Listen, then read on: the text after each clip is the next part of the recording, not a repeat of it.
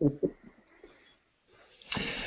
we're live. It's Tom Cassidy here. We're talking about the science of getting rich in practice, and in particular, a program that I put together to implement the science of getting rich. And I'm so delighted to have Sam Brown, one of the students of the program. He's actually in Florida at the moment. I'm in the UK. It's something like it's 1:38 in the morning in the UK, and it's the sort of 8:30 or something like that in Florida. So welcome, Sam. How's it going over there? It's going very well. Thanks very much for staying up late, and I appreciate your time. Well, I appreciate you coming in and agreeing to talk to people about some of the things that you found with the program. Now, what I'm trying to stress really on this video is something really valuable for people in the difference between reading a book and implementing the material from a book. So, in terms of how it's actually changed your life, could you sort of touch on the differences between just the book and then the implementation, and help people who might be interested in doing the course to see the sort of things that they might be getting out of it?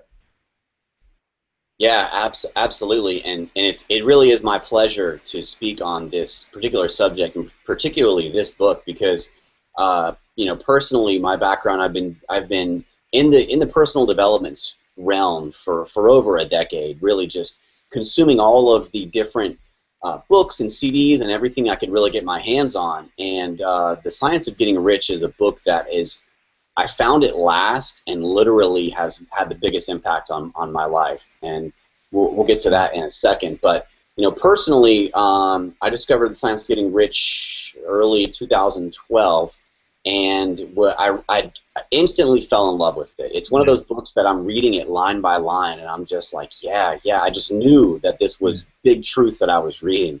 And for me, it became a book that I just read over and over again.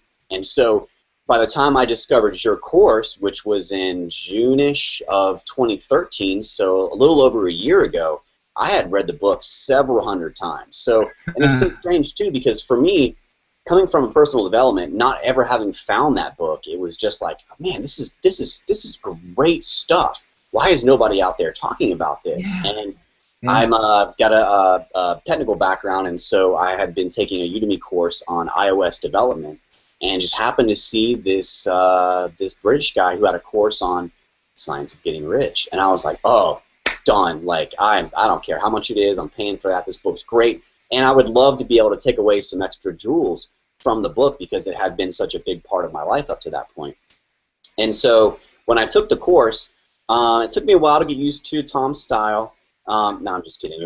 He drew me right in. It was a really great course, but I learned some. So Science of Getting Rich has some. It's over 100 years old, and it has some language in it that can be interpreted different ways today. And so some of the biggest things I got from it were some little tiny gems of like the actual meaning of this was this. For example, Wallace Wattles talks about purpose a lot, and I had some questions about what does that purpose mean? Is that the why behind what you're doing, the purpose of what you're doing? And you know, Tom is great about answering questions on the forums and everything, and immediately shot me back and left me like a huge paragraph about, no, actually, in that context, purpose means like the determination, the drive, the gut. I'm going to absolutely make this happen. Nothing in the world can stop me. That's kind of what that meant. So there were little things like that about a book that I'd already been in love with that I really began to understand even more. But to be honest with you, Tom, the most beneficial thing that I implemented, that I got from that course, that I implement on a daily basis, is really your stuff that you added to the program. Well, I call them the big three. So we've got the concept of the script, we've got the concept of the sausage machine, and we have the fundamental operating algorithm of what would you choose.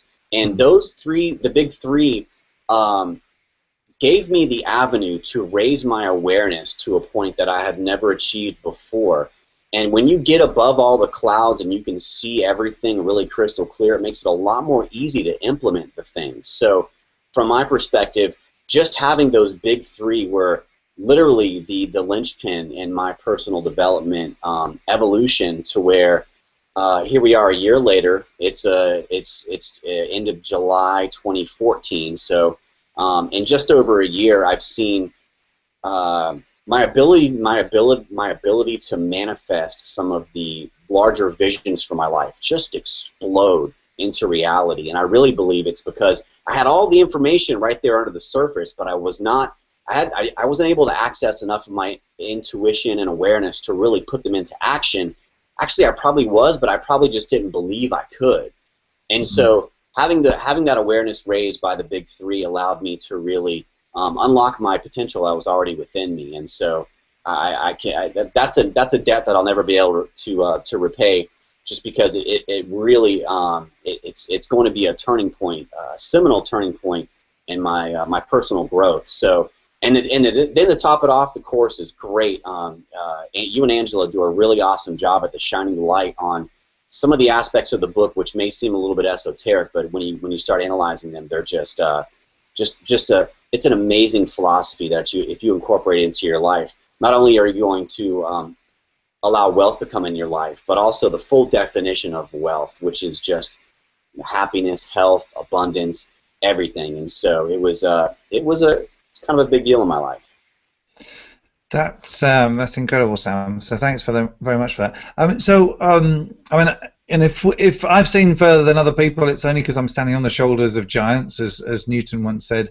And obviously, my mentor Richard Wilkins introduced me to these concepts of the script and the sausage machine and these algorithms. What would you choose? But without this awareness of the script, how do you think something like this would work? You know, just as a book. Or even as a course, but without that awareness. Yeah, I can honestly tell you, because I spent a year living with the book without the awareness of the concept of the script, and it's totally obviously very, people have implemented massive success in their lives with the help of this book and with the help of other teachings that allow them to really understand some of the deeper meanings in life. But for me personally, I found it very difficult because my script kept wanting to, I was believing that little voice in my head that said I can't. Even though I'm reading all this really inspirational stuff and I really feel it, I want to get out there and go, but the big idea that I was getting, that little voice in my head said, nah, you've never done something like that before. You're not going to be able to do that. So for me, it was it allowed me to eliminate the civil war in my head and really just go to work and really go to fun, actually, because implementing the stuff when you come from the awareness of the script and how that little voice inside your head that says you can't is not you, it allows you to fully integrate some of the wisdom of the book into your life. But I think that's a big part of what some of the stuff you're talking about now is that book smarts, they only go so far. The book can't go out there and make a phone call for you. The book can't go out there and help you network with folks to try and get a project done or something like that. So book smarts really is only a key to a door, but you have to take that key and unlock it. And I think for years and years and years and years, I sat on all this knowledge. I knew all this stuff, but I really wasn't bringing it into my life to where I could play with it. And until I was really able to grab that key and go unlock that door, and the awareness of the script really, really helped me do that. And just quickly, for the probably tiny handful of people who don't really know what we mean when we talk about the script, how would you explain that to somebody for perhaps the first time? Yeah, you would ask me that, wouldn't you? Well, for me, the script is it's an analogy, and it's a psychological analogy of the fact that every single one of us has a little voice in our head that basically says you can't. And the way that I liken it to, it's kind of like gravity. Okay, my soul wants to just soar close to the sun as I possibly can. But there's always that little something inside your head that says you can't, and so it keeps your feet on the ground. I mean, and ultimately, we could probably debate where this came from in our evolutionary makeup, but at one point it probably, and it still does, it serves us very well. It keeps us from pretending to be Batman and jumping off a two-story building and figuring we can just do like a roll and just go on with it. It keeps us from running a red light when we're late and we really want to get to work on time or something like that. But in terms of personal development, it's going to constantly keep you within your comfort zone. And one thing that I've noticed, I mean, even a short half a year ago, you'd never get me on camera talking about this kind of stuff, but all of the magic happens outside of your comfort zone. Because as human beings, it's our fundamental desire, whether you realize it or not, to grow, to be more, to spread your boundaries.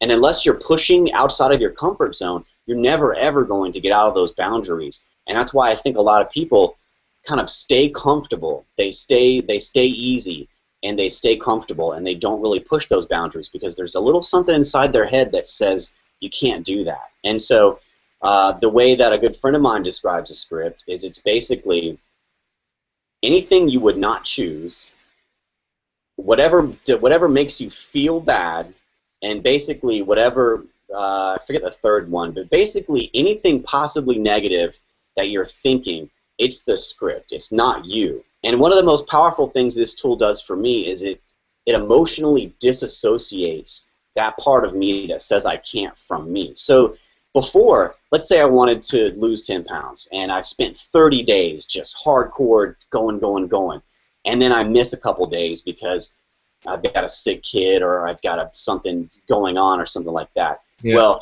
the script's that part of you that comes in and says, see, you suck. You can't do that. I told you couldn't do that. I knew you couldn't do that.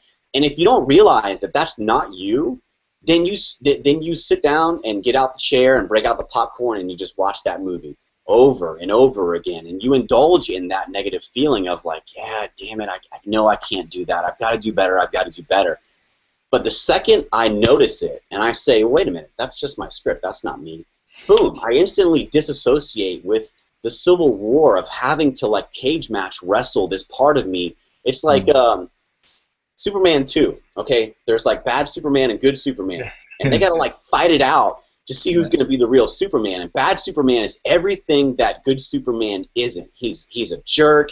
He's a womanizer. He drinks. He's a really just a really bad character. And Superman obviously is the antithesis of all that. And they have to like fight it out. So for years and years and years, I was having this cage match with myself, and I had no idea that the opponent was really just a part of me that I can completely choose or choose not to capitulate to or to pay attention to. And so for me, the script is that little part of me that says I can't.